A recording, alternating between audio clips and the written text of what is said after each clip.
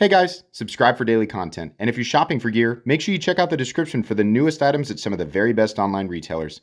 There's also links for some of the items that I personally recommend. Thanks! What's going on YouTube? Metal Complex here, and today I've got another short little unboxing video to show you guys. Look at all of these Kershaws. These are all new releases that drop today. I timed this for the exact day that they actually drop on various retailers. So I will have links down in the description for all of these new Kershaw products so that you guys can check them out for yourself. These are either variations of past models. I think everything here is made in the USA today. We'll find out here in a second. Or they are new models entirely. I've not opened these up yet. We're going to share that experience together. Not a review today, just an unboxing. Thanks so much to my patrons for supporting me. Thanks to Kershaw for sending these in. And make sure your notifications are, of course, turned on for the Metal Complex YouTube channel. So this is the one, I think, it's one of the ones that I think is a variation of a past one. We're going to move these so that the camera can focus on what I'm doing here. But the Iridium, very popular model. They have Chinese-made Iridiums, and they also have automatic USA-made Iridiums, and I believe that's what we are looking at here. Yes, contoured micarta. Pull that out of there here real quick. And then we have, oh wait, is it micarta on one side and then aluminum on the other? I think so. So this is all black washed here. Very nice. Feels just like my other one. And then MagnaCut. To my knowledge, Kershaw still heat treats their MagnaCut to, I think, 62 to 64.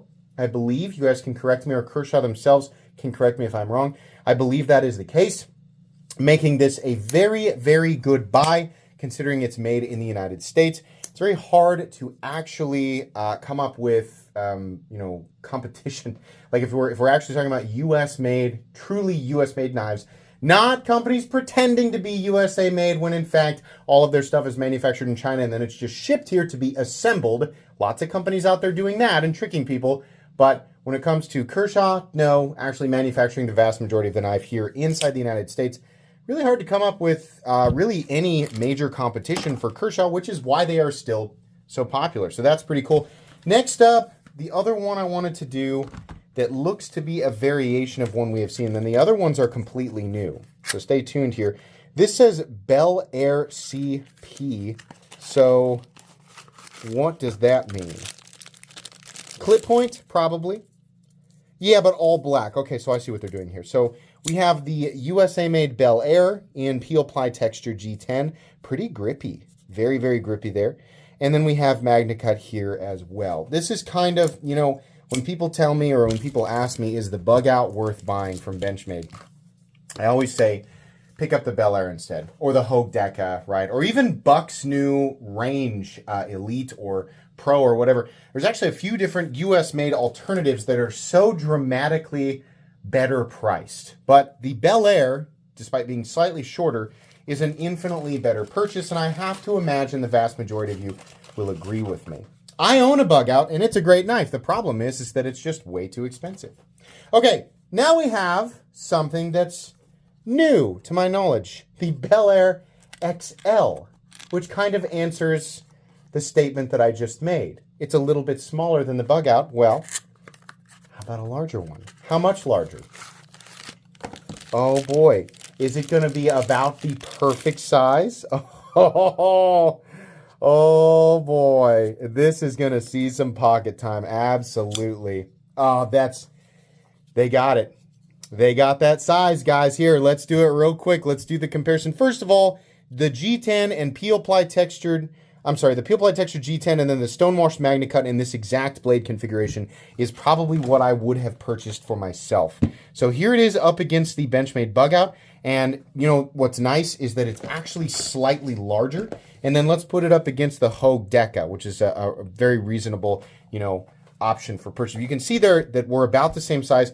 What I like is that while this is clearly within the same competition zone, it's still the Bel Air, which is still its own thing. These aren't quite as thin, but they feel so much more solid. Crossbar lock feeling awesome there. Are these, I forget, are you guys running on bearings? Yeah, so these are running on bearings. Nice fully flat ground blade. I don't know if you guys want to call that a modified sheep's foot or drop sheep's point, whatever you want to call that. It's fine with me. So versus the smaller one here, we'll do on top and on bottom because the camera is it's angled.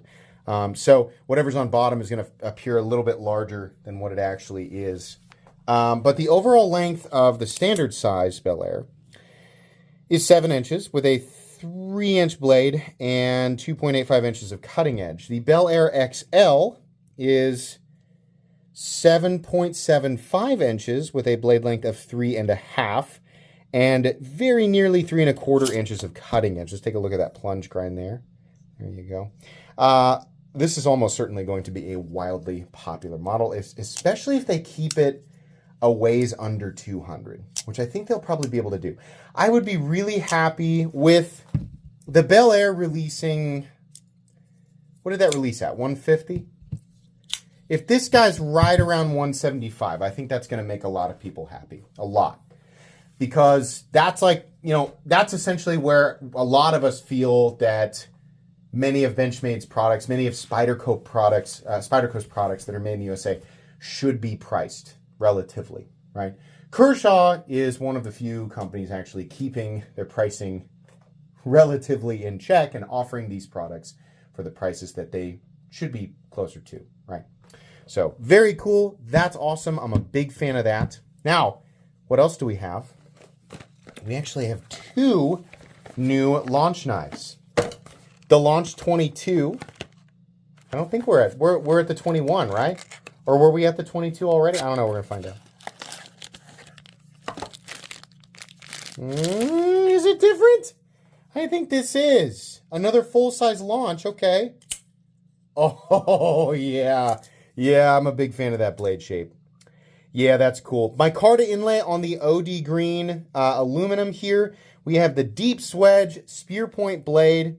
What do we got? More MagnaCut. Nice. Okay, cool. I'm going to guess that this is probably going to be, again, right there between 150 and 200. But a nice, full-size, straight launch option. All of the Launch Series knives are good. In fact, if this is the first time you've ever heard of the Kershaw Launch Series, those are all side-opening autos that are made in the USA, and they're probably the best-priced, truly US-made side-opening autos on the market. All of them are good. They're all made well in terms of like overall quality. Some of them are a bit more goofy. They're a little bit more like visually kind of goofy than other ones. And that more or less will translate to meaningful utility. It really depends on, it's a little bit subjective, but it really depends on what you use it for.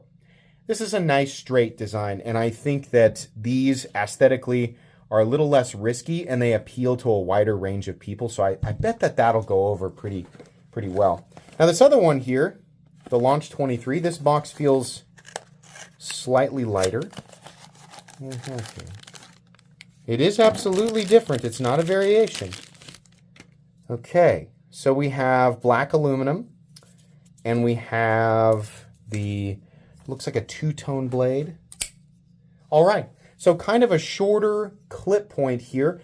A little bit of milling on the aluminum, of course, as is the case with all of these knives. They have mounting positions for the pocket clip on either side. We have that famous, I always like to check and see what you guys think periodically of this, but I've maintained Kershaw / ZT, it's Kai USA satin finish. And it's probably a mental bias, okay? Because the first like super crazy premium knife that I ever bought was the ZT-0562 in carbon fiber and M390, and this would have been back in 2013. So like literally, is that 12? Would it have been 12 years ago? Yeah, 2000. Oh my God, 12 years ago. That's crazy. So I bought this, and I remember being, despite somebody who now is not like the biggest fan of satin finishes, but I remember looking at the satin finish on that ZT, and I was thinking, that's the most beautiful blade I've ever seen in my life. Since then, I have seen many, many variations of satin finishes, both machine and belt satin, right? And I don't think I've ever seen one quite as impressive. I've seen different like higher or lower polished finishes that are the result of different processes.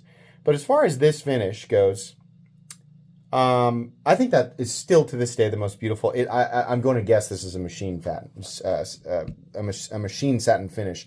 I still have trouble telling the difference between the two, and I'm sure that people in my my comments will let me know here. But I just think that's such a good looking blade. So of the bunch, I think my two favorites.